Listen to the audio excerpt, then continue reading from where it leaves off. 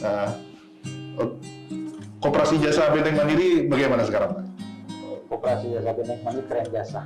Keren jasa ya. Seperti tagline-nya Tangerang Jasa. Jadi josnya lain. Jos jasa. Jos jasa ya. Setelah data karyawan Kopsa BMI sendiri aja, takaran BMI Group aja. Berapa karyawan yang belum punya rumah? Tentu itu captive market. Kita nggak usah ke secara nasional. ya, secara nasional. Anggota kita ada 200.000, berapa persen yang belum punya rumah? Kita juga punya data berapa yang anggota itu masih ngontrak, karyawan masih Termasuk saya. ya termasuk banyak ya, dengan banyak gitu kan. Iya.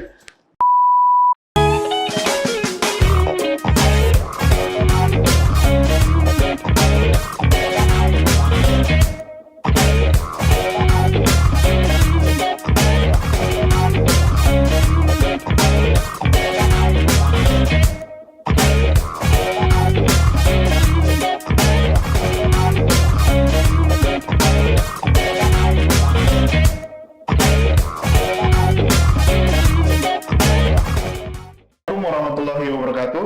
Kembali lagi di acara podcast kebanggaan kita, Buka Mata Indonesia. 2 tahun lalu, sosok di samping saya berbicara secara detail bagaimana operasional Kopsyah BNI dalam pelayanan kepada anggota. Di tahun ini, di tempat yang sama, beliau juga akan berbicara, tapi dengan platform bisnis yang berbeda. Meski masih dalam di koperasi juga. Nah, bagi beliau, koperasi adalah pengabdian. Alumni Fakultas Teknik Universitas Muhammadiyah Yogyakarta ini begitu ngotot, ingin membuktikan bahwa koperasi bisa bersaing dengan korporat besar sekalipun.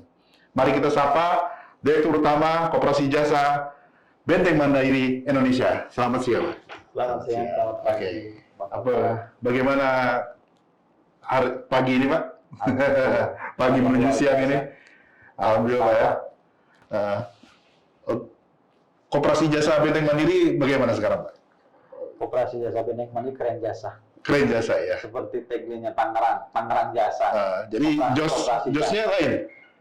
Jos jasa. Jos jasa ya. Setelah 8 bulan dibentuk, setelah kita melaksanakan RK RAPB di Garut, Jawa Barat, November 2021, ini orang banyak bicara bagaimana sih sinergisitas antara Kopsyah BMI dengan bisnis Kopsyah sendiri, tentunya untuk memenuhi kebutuhan anggota. Iya. Baik, saya sapa dulu. Bismillahirrahmanirrahim. Assalamualaikum warahmatullahi wabarakatuh. Waalaikumsalam. Pada para sahabat BMI News, alhamdulillah saya kembali lagi ke podcast BMI, tapi dalam hal ini saya sebagai ketua pengurus dari Koperasi Jasa Benteng Mandiri Indonesia. Ya, tadi Bang Toga sudah menyinggung aktivitas ya, atau sejauh mana sekarang Koperasi Jasa berperan di Koperasi BMI itu sendiri, gitu kan. Sejak kita ada pembentukan di Garut pada waktu itu di bulan akhir November, dan di situ pembentukan koperasi, dan alhamdulillah sekarang sudah berjalan dari bulan Januari sebenarnya, Januari Februari sampai sekarang 6 bulan on the track dalam hal ini pencapaian kinerjanya, gitu kan. Tentu ini butuh supporting penuh dari Koperasi Syariah Benteng Mikro Indonesia dan Koperasi Konsumen Benteng Muamalah Indonesia. Karena cita-cita untuk menjadi koperasi jasa itu diiringi dengan pembentukan koperasi sekunder, Koperasi Benteng Madani Indonesia. Tentu kehadiran koperasi jasa ini berperan sangat penting untuk membangun ekosistem koperasi itu sendiri.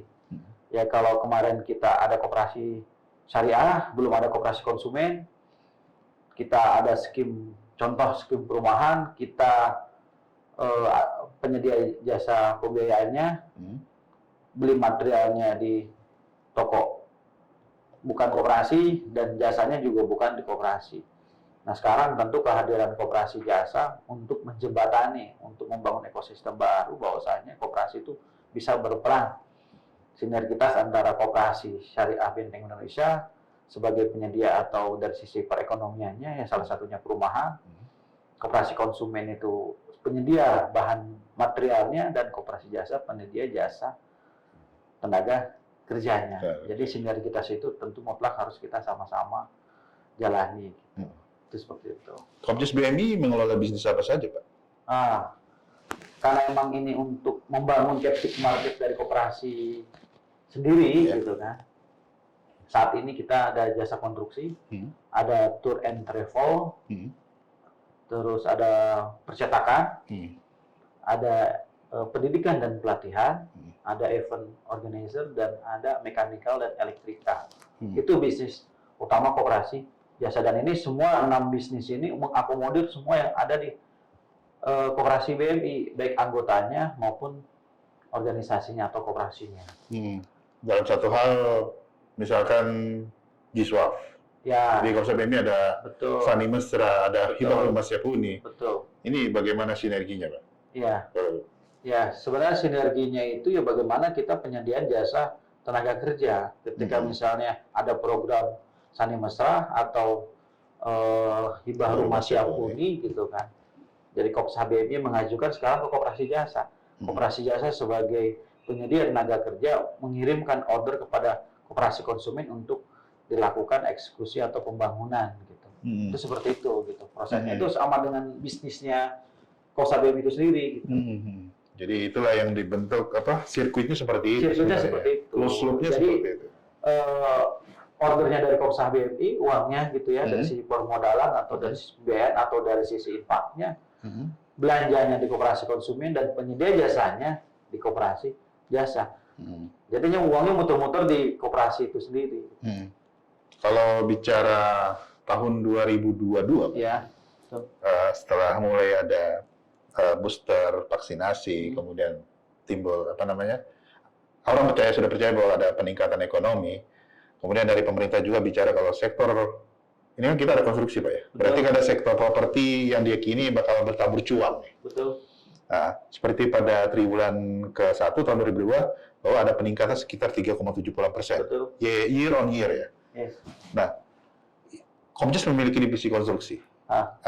Kemudian di Kopmen pun sebagai penyedia. Ya, betul. Lantas bagaimana Kopjas itu mengambil peluang yang sebentar lagi udah bergelombang mata nih. Ya. Kita berharapnya Betul. bakal meningkat banget Ya. ekonomi kita. Nah, ini bagaimana kita mengambil peluang tersebut, Pak? Ya, terkait dengan peluang perumahan. Ya, sebelum ada yang pemerintah menggaungkan yang dari sisi Kementerian PUPR kan, dari perumahan rakyat yang bersubsidi dari BTN tersebut. Captive market di Koperasi BMI itu juga sangat relevan gitu, masih untuk saat ini. Dengan program Koperasi BMI perumahan tanpa DP itu juga bagian dari membantu pemerintah bagaimana masyarakat Indonesia itu bisa mempunyai rumah yang layak gitu kan. Jadi artinya itu sebelum ada kita menjalin kerjasama pihak ketiga, dan alhamdulillah untuk saat ini pun kita sudah beberapa unit kita sudah mengerjakan rumah bersubsidi tersebut gitu. Itu bahkan kemarin kita dengan Presiden Direktur Koperasi BMI Group gitu kan, kita diundang di situ ada Deputi Pembiayaan PUPR di sana gitu kan. Bagusnya peluang bisnis koperasi jasa dalam hal ini sangat signifikan, dan mereka juga memberikan arahan bagaimana koperasi itu berperan dalam hal penyedia perumahan-perumahan tersebut gitu. Membuka peluang keran bisnis gitu. Selain captive market atau di koperasi BMI itu sendiri. Apa strategi Anda? Apa kemudian kita bicara banyak perumahan bersubsidi ini harus berkualitas. Betul. Harus di belakangnya harus ada developer yang bagus. Ya. Nah, kalau bahasa Inggrisnya how dare you? Mengapa Anda berani mengambil? Mengapa Kopjas BMI berani mengambil pasar ini gitu, Pak? Apa karena memiliki kita percaya bahwa kita memiliki tenaga profesional yang baik, punya bisa. Iya, karena kalau tadi dari data pemerintah kita nggak usah punya data sendiri. Iya. Peluang bisnis Captive itu kan aja. captive itu sangat, apalagi sekarang era milenial gitu. Iya. Kan kita data karyawan Koperasi BMI sendiri aja, atau karyawan BMI Group aja. Berapa karyawan yang belum punya rumah? Tentu itu captive market. Kita nggak usah ke secara nasional. Iya, secara nasional. anggota kita ada 200.000, berapa persen yang belum punya rumah? Kita juga punya data berapa yang anggota itu masih ngontrak, karyawan masih Termasuk saya. ya termasuk banyak, ya, di kantor besar banyak gitu kan. Iya. Artinya itu sinergitas yang kita sama-sama bisa menjadi peluang bisnis gitu untuk bagaimana ini menjadi di koperasi jasa dalam hal ini emang jasa konstruksi menjadi primadona ya karena dengan kredibilitas, dengan pengalaman kita di bidang konstruksi gitu, akhirnya kita menjadi itu suatu pemicuan atau semangat untuk kedepannya. Saya yakin jasa konstruksi itu tidak akan pernah lekang oleh waktu gitu. Ketika kita sibuk ngurusin captive market, Captive market malah gitu. banyak dilirik oleh nasional ya. Karena kita bicara jasa konstruksi itu bukan hanya perumahan saja. Kita juga sekarang banyak. dengan apa namanya Ruko. Pandeglang, kita ada kerjasama dengan yang kita ngebangun pasar Jati Asih Bekasi gitu kan. Terus kita ada gedung-gedung dan lain sebagainya gitu. Itu bukan hanya perumahan saja gitu. Iya. Terus kan nggak hanya konstruksi, Betul. kita juga ada divisi tour and trade. Betul. Tahun ini kemudian dibuka. Yes. Keran kuota, walaupun nggak sesuai dengan ekspektasi, tapi ini alhamdulillah setelah 2 tahun kita kena COVID, kemudian keran kuota haji dan umroh kemudian dibuka. Nah, kita memiliki divisi BMI Tour and Travel nih Pak. Yes. Termasuk banyak destinasi wisata yang kemudian bisa dibuka lagi. Betul. Nah, strategi Kopjus ini bagaimana Pak? Meraup pangsa pasar ini? Pangsa pasar ya. Ya. Ketika keran Termasuk tertib dan ini Pak ya, pihak luar. 2022 dibuka keran gitu, pasca corona kita terpuruk pada waktu itu dan sekarang kita bangkit lagi.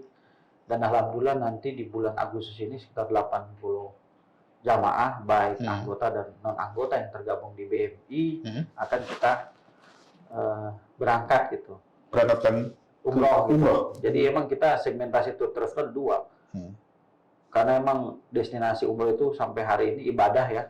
Karena itu menjadi suatu hal yang menjadi daya tarik dan daya dorong masyarakat saat ini ketika 2 tahun di lockdown lah atau emang tidak ada akses ke perjalanan ibadah umroh. Sekarang itu boom gitu kan untuk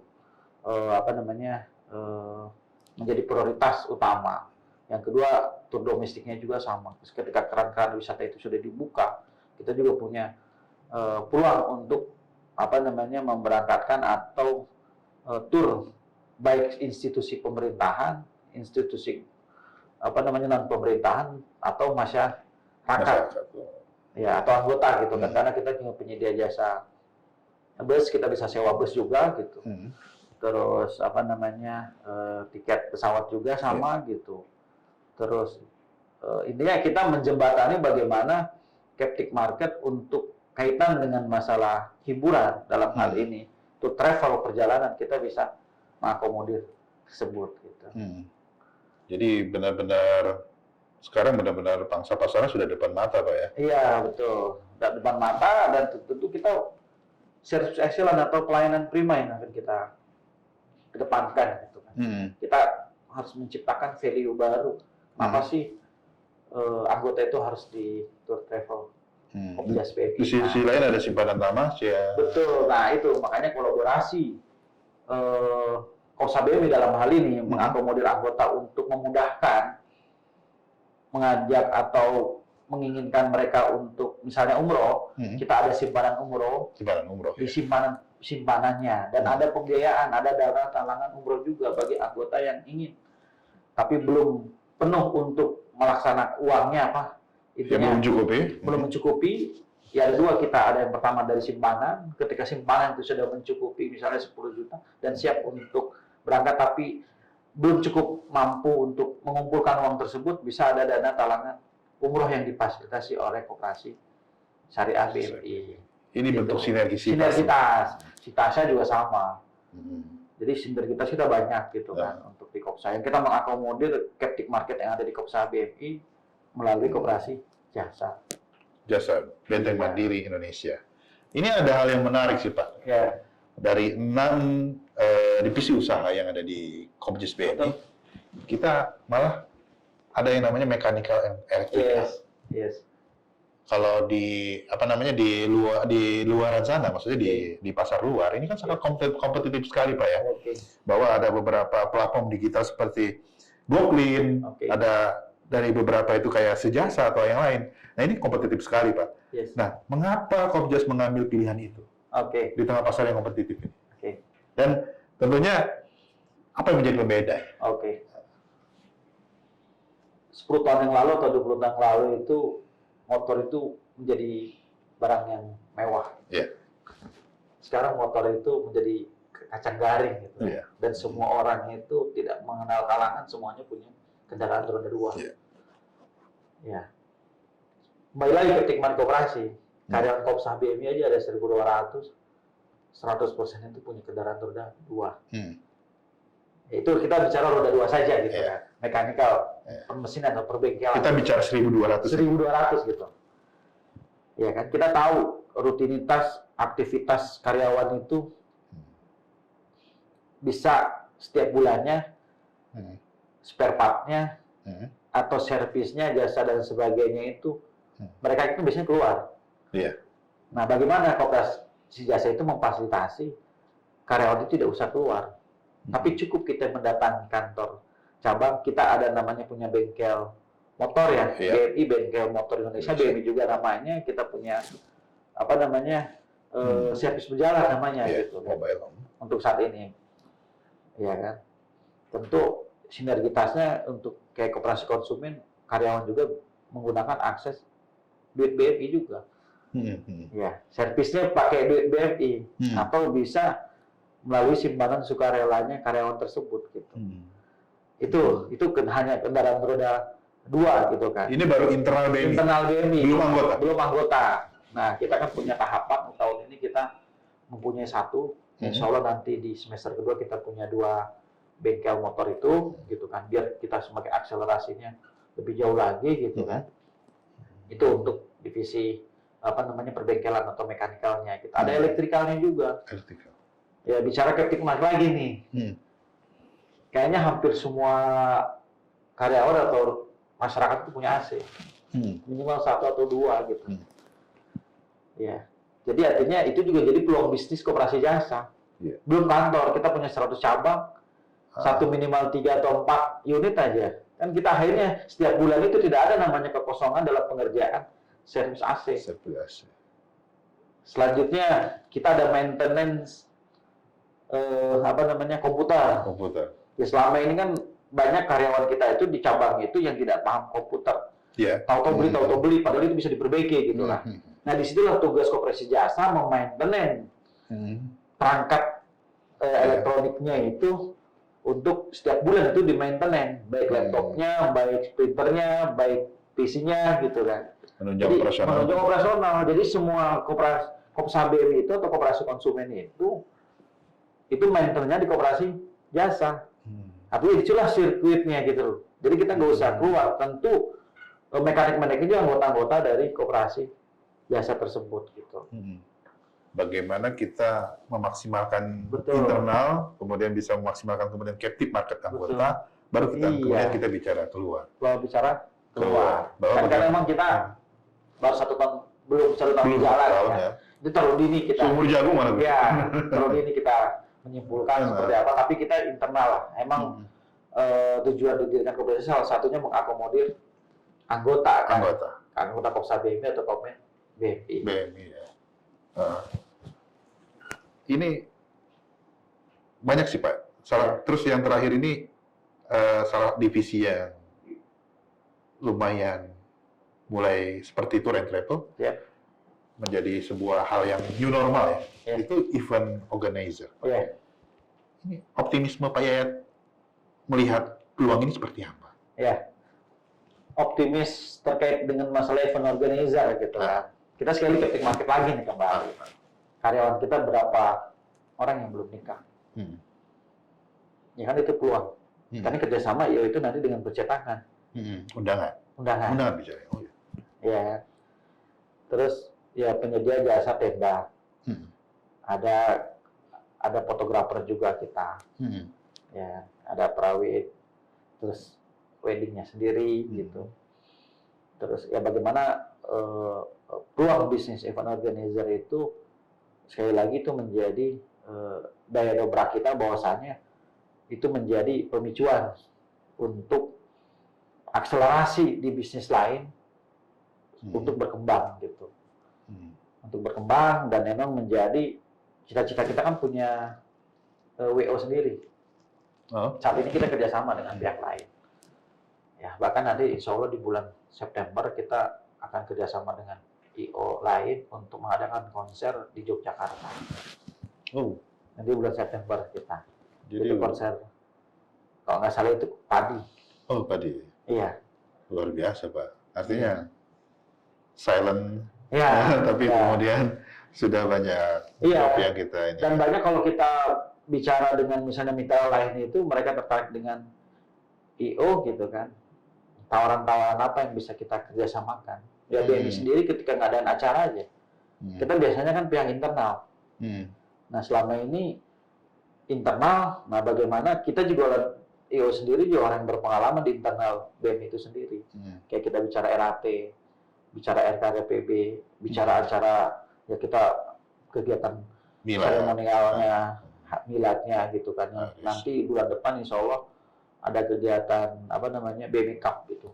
BMI Cup gitu kan. Nanti ada futsal, ada itu. Tentu kan perlu IO ketika ada open ceremony atau closing seremonialnya gitu. Jadi begitu. Bagaimana kemudian memaksimalkan captive, betul, memaksimalkan internal, lalu kemudian bisa untuk memenuhi semua pelayanan, Pak. Bagi Kopjas sendiri, tahun 2002 yang masih berjalan saat ini, semester pertama, semester kedua ya, mulai semester kedua. Apa harapan terhadap bisnis sektor jasa ini, Pak? Di tengah masih pihak luar masih banyak sekali, kompetisinya banyak sekali ya. Tapi beruntung kita punya captive market. Nah, bagaimana kemudian sektor jasa ini? Harapan dari Kopjas sendiri, peluang-peluang yang akan ditangkap di semester kedua ini. Kita emang ada 6 divisi tersebut dalam hal yang utama yang sampai ini menjadi primadonanya koperasi jasa, yaitu adalah jasa bidang jasa konstruksi, yang kedua percetakan. Tadi belum disinggung untuk percetakan ya. Itu kemarin sangat luar biasa sekali. Mulai banner-banner, terus cetak undangan. Ya BMI sendiri aja. Administrasinya. Iya kan, administrasi perlengkapan atau logistiknya. Kopsa BMI itu sendiri di-handle. Koperasi Komen itu pun sama. Kayak buku anggota. Dulu kita memberikan keuntungan untuk pihak ketiga, sekarang kita sendiri yang mengelola. Gitu. Itu seperti itu gitu kan. Jadi artinya saya yakin dan optimis ada 3 sektor yang jadi primadona. Kalau yang kayak sama travel ya, kayak pendidikan pelatihan itu kita baru. Pendidikan pelatihan kita ada sekolah koperasi, advokasi koperasi, ya pendidikan perkoperasian bagi calon anggota dan anggota. Jadi akademinya koperasi. Jadi akademi koperasi, bahkan nanti rekrutmen karyawan koperasi BMI. Tanpa ada rekrutmen, kita ada kursus koperasi BMI gitu kan. Kita membuka sebanyak-banyaknya orang yang mau bergabung di koperasi harus sekolah dulu. Jadi nanti baik koperasi konsumen maupun koperasi syariah ketika rekrut karyawan harus punya legitimasi dari koperasi jasa. Ya sehingga mereka itunya sama, rule-nya sama. Karyawan koperasi itu sama. Misinya sama. Ya kan? Karena itu cita-cita koperasi sekunder pun sama. Jadi karyawan itu baik karyawan Kopsaf, kawaran Kopmen, dan Kopjas itu harus tergabung di semua keanggotaan di koperasi-koperasi tersebut. Jadi karena kita ini BMI Group, ya kita bicara ya bukan hanya koperasi jasa saja. Di koperasi 3 koperasi itu karyawannya kita harus punya visi yang sama, mimpi sama gitu. Nah di situ koperasi jasa bagaimana menjembatani, ada sekolah advokasi, ada akademi koperasi atau sekolah koperasi. Itu seperti itu. Membangun inovasi ini seperti apa sih, Pak? Ada kiatnya nggak sih? Kalau bapaknya nanti kawan-kawan koperasi yang lain di luar sana. Ini kan podcast sebagai edukasi juga, Pak. Koperasi yang lain. Ini ada apa sih kunci membangun optimisme? Dan kemudian apa juga kunci dari Pak Yayat sendiri untuk membangun inovasi-inovasi di bisnis koperasi ini? Ada nggak sih? Nih, kita bicara cita-cita. Ya. Ya, Cita-cita. Bung Hatta, Sopo Guru. Yang diterjemahkan oleh Ketua Koperasi BMI Group, Pak Kamarudin Batubara, gitu kan. Diterjemahkan oleh pengurus, gitu kan. Akhirnya kita mempunyai cita-cita bahwasanya koperasi itu bisa segala sektor. Ya kan, koperasi itu kan identik, kalau kita menanyakan itu kepada masyarakat, koperasi itu apa? Identik dengan simpan pinjam. Simpan pinjam, saya dapat pinjam berapa dan sebagainya. Ya, jadi sektor real beda, dan banyak juga ada sektor real, tapi dia tidak tergabung dengan grup. Ada koperasi konsumen lain, gitu. Ada koperasi jasa juga ada dan sebagainya. Gitu. Jadi artinya menjalankan prinsip yang diamanahkan oleh undang-undang, bagaimana kita satu padu dalam hal untuk menerjemahkan ya koperasi yang sesuai dengan cita-cita Bung Hatta atau cita-cita kita semua, itu menjadi pendorong inovasi kita. Ya, artinya ketika bicara korporat atau bicara perusahaan, mereka bisa gitu. Ya, bagaimana kekuatan anggota tersebut melalui koperasi itu juga bisa kita lakukan gitu. Sehingga ya kita tidak mempunyai harapan muluk gitu ya. Ya BMI menjadi ikon nasional dan sebagainya. Tapi kita jalankan apa yang bisa kita lakukan. Ya tentu kita harus memperbaiki internal kita dulu.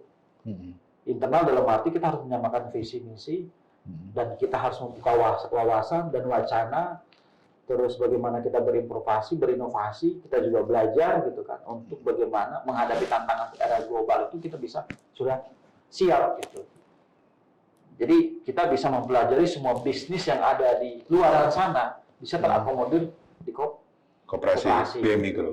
Dan bisa diimplementasikan di koperasi-koperasi lain gitu. Makanya dalam hal ini ya saya pribadi gitu, saya juga udah lama di koperasi gitu. Bagaimana kalau seandainya koperasi itu dikelola baik dan secara profesional gitu, itu akan bisa menjembatani nilai-nilai luhur dari koperasi tersebut.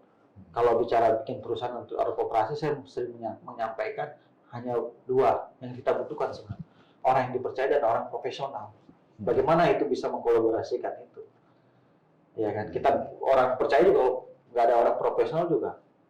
Iya kan, tapi kita juga harus butuh orang profesional. Profesional itu bisa baik internal maupun dari eksternal gitu kan. Ya profesional bagaimana ada pendidikan pelatihan dari SDM kita gitu kan. Bagaimana menjadi karyawan profesional dalam hal pekerjaan yang akan dilakukan oleh koperasi BMI tersebut. Ini dalam podcast ini tentunya kita dapat insight-insight terbaru ya, pemirsa, dari Pak Yayat. Terima kasih. Ya, siap. Sangat-sangat terima kasih sekali. Banyak sekali insight bagaimana koperasi kalau sudah begitu banyak inferior mengenai semangat sebenarnya, giroh gitu. Giroh. Ya emang apapun dia kembali lagi pada diri kita. Tantangan pasti ada, tapi bagaimana kita menyikapi setiap tantangan-tantangan yang ada gitu. Ya saya kan koperasi itu tantangannya beda-beda dengan koperasi lain. Tapi bagaimana kita sebagai pengurus bisa menerjemahkan keinginan anggota untuk satu padu dalam hal cita-cita, itu akan bisa terwujud gitu. Iya, kembali apapun terhadap diri kita. Komitmen lah dalam hal ini. Pak Kamarudin Batubara sering menyatakan kesetiakawanan, gitu, kejujuran, amanah, tanggung jawab dan sebagainya gitu. Kita sebagai pengurus punya tanggung jawab hal tersebut.